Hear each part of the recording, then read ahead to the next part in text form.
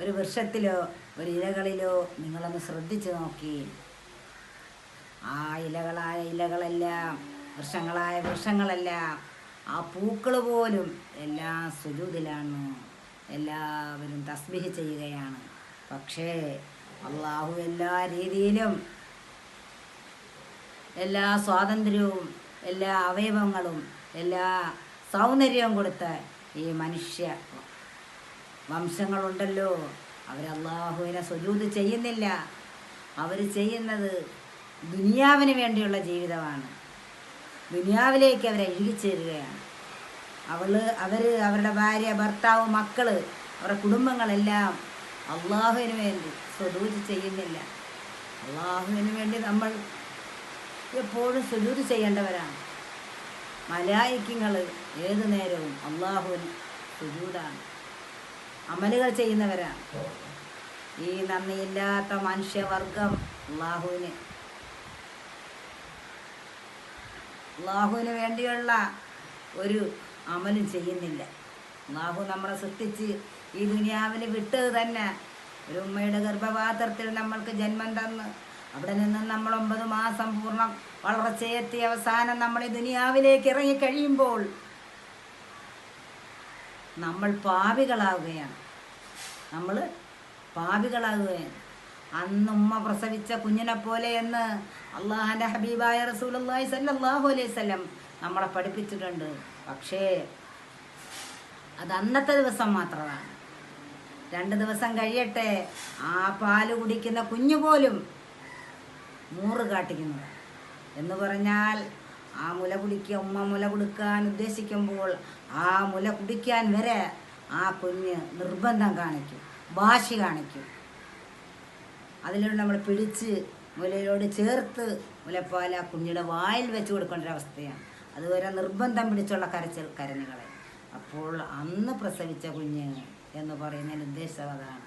അന്നത്തെ കുഞ്ഞിന് പാവമില്ല. പിറ്റേന്ന് തൊട്ട് ആ കുഞ്ഞും കുടിക്കുന്ന ആഹാരത്തിന് പോലും മൂറ് കാട്ടിക്കൊണ്ടിരിക്കുന്ന ഒരവസ്ഥയാണ് നമ്മൾ കാണുന്നത്. അതാണ് ദുനിയാവിലോട്ട് ജനിച്ച് വീഴുന്ന ഏതൊരു മനുഷ്യനും അല്ലാഹു തആല പിന്നെ പാവങ്ങൾ കൊണ്ട് നിറയ്ക്കുന്നതാണ്.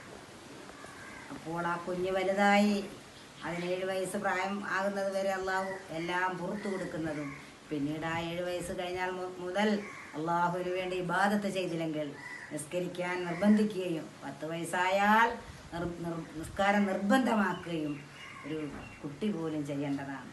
മാതാപിതാക്കൾ അവരെ നിർബന്ധിപ്പിക്കുകയും അവരെ പരിശ്രമിപ്പിക്കുകയും അവരെ അത് ജീവിതത്തിൽ കൊണ്ടുവരികയും നിത്യമാക്കുകയും ചെയ്യേണ്ടത് മാതാപിതാക്കളുടെ പോലും കടമയാണെന്ന് അല്ലാഹു സുബ്ഹാനഹു വ തആല അള്ളാഹുവിൻ്റെ ഹബീബായ മുത്തായ മുത്തിനെ കൊണ്ട് നമുക്ക് പറഞ്ഞു തന്നു, മനസ്സിലാക്കി തന്നിട്ടുണ്ട്. പല ഹദീസുകളിലും കിതാബുകളിലും ഖുർആനിലും എല്ലാം നമ്മൾ ചെയ്യേണ്ടത് അള്ളാഹുവിന് വേണ്ടിയുള്ള ഇബാദത്താണ്. അങ്ങനെയുള്ള നമ്മൾ അള്ളാഹു ഇത്രയും നമുക്ക് എല്ലാ അനുഗ്രഹങ്ങളും ചൊരിഞ്ഞ് തന്നിട്ട് നമ്മൾ അള്ളാഹുവിനെ ഒട്ടും അനുസരിക്കുന്നില്ല. അള്ളാഹു പറഞ്ഞ ഹറാമായ കാര്യങ്ങൾ മുഴുവൻ നമ്മൾ നീക്കി വെച്ചുകൊണ്ട് അള്ളാഹു പറഞ്ഞ നല്ല കാര്യങ്ങൾ, ഹലാലായ കാര്യങ്ങൾ നമ്മൾ ജീവിതത്തിൽ കൊണ്ടുവന്നുകൊണ്ടും നമ്മൾ ജീവിക്കേണ്ടതാണ്. ഏതൊരു സ്ത്രീ പുരുഷൻ ആവട്ടെ അള്ളാഹുവിനെ ധിക്കരിച്ച് ജീവിച്ചു കഴിഞ്ഞാൽ അള്ളാഹു ഈ ദുനിയാവിൽ തന്നെ ശിക്ഷ തരുന്നതാണ്. ആഖിറത്തിലെ ശിക്ഷ പിന്നെ പറയേണ്ടത് ആവശ്യമില്ല.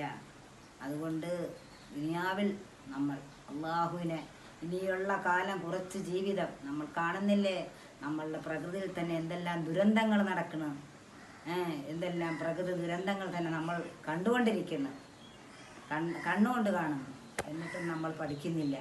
അതുകൊണ്ട് റബ്ബിനെ സ്നേഹിക്കുന്നവർ, റബ്ബിനെ അനുസരിക്കുന്നവർ, റബ്ബിനെ അടിമപ്പെട്ട് ജീവിക്കുന്നവർ അല്ലാഹു അവൻ്റെ തിരുനോട്ടം, അവൻ്റെ സഹായം അവരിൽ എപ്പോഴും ഉണ്ടാകുന്നതാണ്. ഒന്നുകൊണ്ടും നമ്മൾ വിഷമിക്കേണ്ട. ആരുമില്ലെങ്കിലും നമ്മൾക്ക് അല്ലാഹു മതി. ഹസ്ബുനല്ലാഹു വ നിഅമൽ വക്കീൽ, നിഅമൽ മൗലാ വ നിഅമൻ നസീർ. അല്ലാഹു മതി നമുക്ക്. നമുക്ക് ഉമ്മയില്ലെങ്കിലും വാപ്പയില്ലെങ്കിലും ഭർത്താവില്ലെങ്കിലും മക്കളില്ലെങ്കിലും കൂട്ടുകാർ കുടുംബങ്ങൾ നമ്മളോട് സഹകരിച്ചില്ലെങ്കിലും നമ്മുടെ റബ്ബ് നമ്മളെ വെറുക്കരുതേ. നമ്മളെ റബ്ബിനെ നമ്മൾ വെറുപ്പിക്കല്ലേ. അള്ളാഹുവിൻ്റെ തിരുനോട്ടം നമ്മളിലേക്ക് വന്നു കഴിഞ്ഞാൽ നമ്മൾ പിന്നെ ജീവിത സന്തോഷമായി റബ്ബേ. അള്ളാഹുവേ, നമ്മളെടുക്കുന്നതും തൊടുന്നതും പിടിക്കുന്നതും ചെയ്യുന്നതും എല്ലാം ഹൈറിലായിരിക്കും. ഹൈറ് മാത്രമേ നമ്മൾ ചെയ്യുകയുള്ളൂ. അള്ളാഹുവിൻ്റെ മലാഖ്യങ്ങളുടെ കാവൽ പോലും നമ്മളിലേക്ക് തരുന്നതാണ്. അതുകൊണ്ട് റഹ്മാനേ, അള്ളാഹുവേ, നമ്മൾ ഓരോരുത്തരും ഇത് കേൾക്കുന്നവരും മറ്റുള്ളവരേക്ക് ഇത് ഷെയർ ചെയ്ത് കൊടുക്കുകയും അള്ളാഹുവിനെ കുറിച്ചുള്ള ഭയം നമ്മളുടെ മനസ്സിലുണ്ടാകണം എപ്പോഴും. അല്ലാഹ് അല്ലാഹ് അല്ലാഹ്, എൻ്റെ അള്ളയാണ്, എൻ്റെ അള്ളാണ് എനിക്ക് ജീവിതം തരുന്നത്, എൻ്റെ അള്ളാണ് എനിക്ക് ഭക്ഷണം തരുന്നത്, എൻ്റെ അള്ളാണ്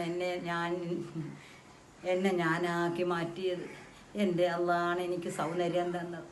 അള്ളാഹുവേ, ഓരോരുത്തരും എത്രയോ പേരുടെ നമ്മൾ കാണുന്നില്ല റബ്ബേ, ഇടങ്ങളിലും അതുപോലെ തന്നെയുള്ള മറ്റുള്ള സ്ഥലങ്ങളിലും. അള്ളാഹുവേ, കാലില്ലാതെ കൈയില്ലാതെ കണ്ണില്ലാതെ ഇഴഞ്ഞഴഞ്ഞ് നടക്കുന്നത് പോലും നമ്മൾ നമ്മളുടെ രണ്ട് കണ്ണുകൊണ്ട് കാണുന്നില്ല റബ്ബേ. അബ്ബേ, അൽഹംദുലില്ലാ, നീ എനിക്ക് തന്ന അനുഗ്രഹം ചില്ലറയാണ് അല്ലാ. നീ എല്ലാ അവയവങ്ങളും നീ എനിക്ക് ഒത്തിണക്കി തന്നില്ല റബ്ബേ. സൗന്ദര്യം തന്നില്ലേ അല്ലാ. നിന്നെ ഞാൻ എത്ര സ്തുതിച്ചാൽ മതിയാകുന്നാഥ. നീ എനിക്ക് ഭക്ഷണം തന്നില്ലേ അല്ലാ. എൻ്റെ ഉമ്മാടെ ഗർഭപാത്രത്തിൽ നിന്ന് ഞാൻ ദുനിയാവിലേക്ക് ഇറങ്ങി വരുമ്പോൾ ഞാൻ ഒന്നും കൊണ്ടുവന്നില്ല റബ്ബേ, ഒന്നും കൊണ്ടുവന്നില്ല റബ്ബേ. ഒരു നൂൽ ബന്ധം പോലും ഇല്ലാത്തൊരവസ്ഥയിൽ ഞാൻ ഈ ദുനിയാവിലേക്ക് ഇറങ്ങി.